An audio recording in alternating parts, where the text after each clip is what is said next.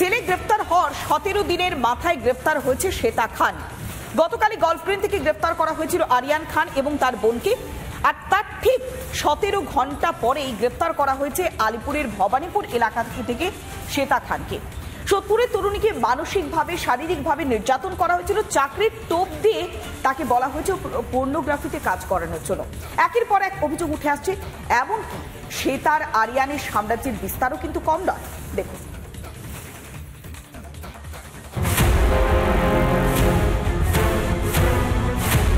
গ্রেফতার ডোমজুর কাণ্ডের মূল নেত্রী শ্বেতা খান। দক্ষিণ কলকাতার আলিপুর থেকে গ্রেফতার শ্বেতা।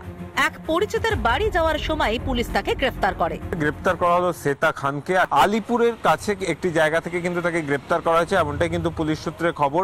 কোন কোন র্যাকেটের সাথে রয়েছে সেগুলো জানবার জন্য কিন্তু ইতিমধ্যেই এই দুজনকে জিজ্ঞাসাবাদ করা হচ্ছে। এদিন গ্রেফতারের পরেই রিপাবলিক বাংলার ক্যামেরার সামনে মুখ খুলেছিল আরিয়ান। আরিয়ান, শ্বেতা কোথায় আছে?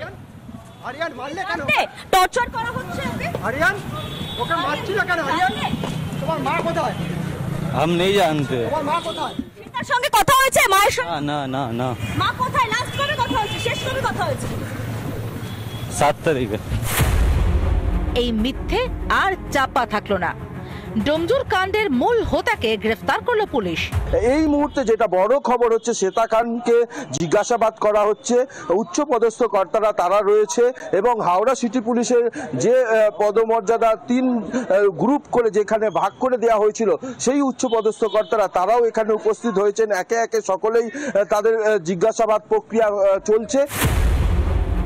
এদিকে তদন্তের জন্য শ্বেতার বাড়ির তল্লাশির অনুমতি পেল পুলিশ।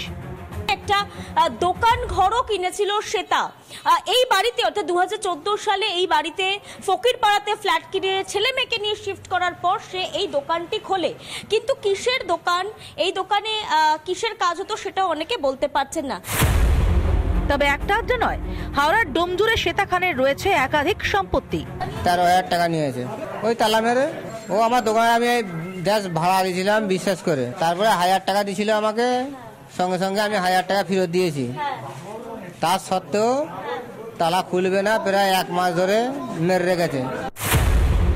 একাধিক সম্পত্তি, তার উপর চাকরির টোপ দিয়ে তরুণীদের দেহ ব্যবসায় নামানো।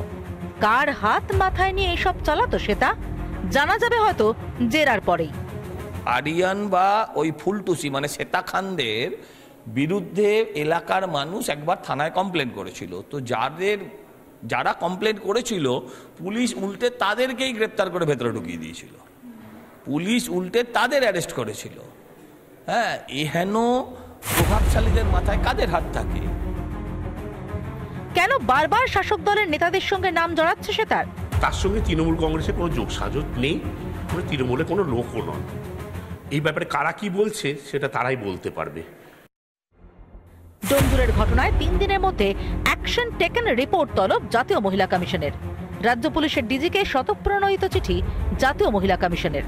পিঙ্কি অধিকারী, অর্ণব মজুমদার ও এলিনা ভট্টাচার্যের রিপোর্ট, রিপাবলিক বাংলা।